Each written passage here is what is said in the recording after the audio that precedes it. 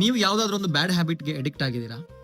Like smoking ಇರ್ಬೋದು, drugs ಇರ್ಬೋದು, ಅದರಿಂದ ನಿಮಗೆ ಹೊರ ಬರಕ್ಕೆ ಆಗ್ತಾನೆ ಇಲ್ಲ ಅಂತ ನೀವು ಅಂದ್ಕೊಂಡಿದ್ದೀರಾ? ನನ್ನ ಪ್ರಕಾರ ಯಾವುದೇ ಹ್ಯಾಬಿಟ್ ಇರ್ಬೋದು, ಅದು ನಮ್ಮನ್ನ ಕಂಟ್ರೋಲ್ ಮಾಡ್ತಾ ಇದೆ ಅಂದ್ರೆ ಅದು ತುಂಬಾ ಡೇಂಜರ್. ನಾವು ಅದನ್ನ ಕಂಟ್ರೋಲ್ ಮಾಡಬೇಕು, ಅದು ನಮ್ಮನ್ನ ಕಂಟ್ರೋಲ್ ಮಾಡಬಹುದು.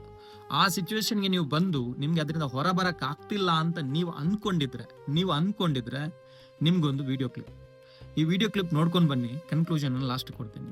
Do you smoke, sir? No, I used to smoke. I started very late, like 2007, 8 ಹಂಗೆ ಸ್ಟಾರ್ಟ್ ಮಾಡಿದ್ದು. 2013 I quit. ನನಗೆ ಯಾವತ್ತೋ ಒಂದು ದಿವಸ ಅನ್ನಿಸ್ತು ಸ್ಮೋಕ್ ಬಿಡೋದಕ್ಕೆ ಕಾರಣ ಇದೆ. It is nothing to do with stamina, ಅದು ಬರಲಿಲ್ಲ. ಯಾಕೋ ಒಂದು ದಿವಸ, it's a beautiful thing, but I cut it short.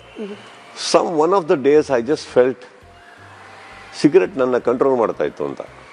ಅದು ಹೇಳ್ತೀನಿ ಕೇಳಿ. ಯಾವುದೋ ಒಂದು ಶೂಟಿಂಗಲ್ಲಿ ಅವತ್ತಿಗೆ ಒಂದು 2013 ಹಂಗೆ ನಮ್ಮವರು ಸಿಗರೆಟ್ ಇಡೋಕ್ಕೆ ಮರ್ತುಬಿಡಿ ಕಾರಲ್ಲಿ.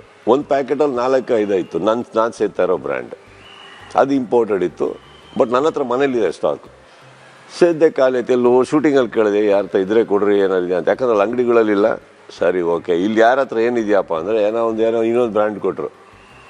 ಅವನ ಹತ್ರ ಒಂದು ಪ್ಯಾಕೆಟಲ್ಲಿ 3-4 ಇತ್ತು. ಅದು ಸೇದ್ದೆ. ಅದಾದಮೇಲೆ ಯಾರು ಕಳಿಸಿ ತರಿಸ್ರಿ ಅಂದೆ. ಅವ್ರ ಅಂಗಡಿಗೆ ಹೋಗೋಣ ತಂದರು, ಅದು ಇನ್ನೊಂದು ಬ್ರ್ಯಾಂಡ್ ತಂದರು. ಅದು ಎಷ್ಟಿದೆ, ಅದಕ್ಕೆ ಫಿಲ್ಟರೂ ಇಲ್ಲ. ಅದು ಸೇದ್ದೆ. ಎಲ್ಲ ಮನೆಗೆ ಹೋದೆ, ಎಲ್ಲ ಆಯಿತು, ಕೂತ್ಕೊಂಡೆ. ಆಮೇಲೆ ನಂದೇನಿತ್ತ ತೆಗೆದೆ. ಫ್ರೆಂಡ್ಸ್ ಬಂದಿದ್ರು, ಮಾತಾಡ್ತಾ ತಲೆಗೆ ಬಂತೇನೋ ಸೇದ್ತಾ ಇದ್ದು. ನನಗೆ ಸ್ಟಬ್ ಮಾಡಿ ಬಿಟ್ಟೆ, ಏನು ಹೇಳಿಲ್ಲ ಯಾರಿಗೂ. ಸುಮಾರು ದಿನ ಆದಮೇಲೆ ನನ್ನ ಫ್ರೆಂಡ್ಸ್ ರಿಯಲೈಸ್ ಮಾಡಿಕೊಂಡು then they asked me, smoking ಬಿಟ್ಬಿಟ್ಯಾ ನೀನು? ಒಂದು 2-3 ಡೇಸ್ ಆಯಿತು.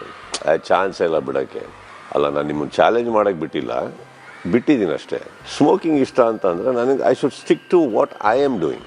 ಇಲ್ಲ, ಅದು ಬಿಟ್ಟೆ ಇನ್ನೊಂದಕ್ಕೆ ಹೋದೆ, ಈಗ ಅದು ಖಾಲಿ ಆಗಿದ್ರೆ ಬಿಡಿಗೆ ಹೋಗ್ತಾ ಇದ್ದ ಗೊತ್ತಿಲ್ಲ. So I realised I was not enjoying smoking. I had become an addict.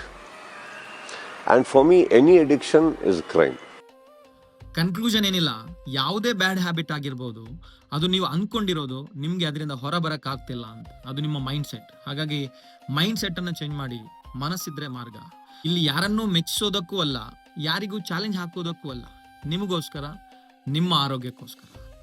So decision ನಿಮ್ದು, ಅದು ನಿಮಗೋಸ್ಕರ.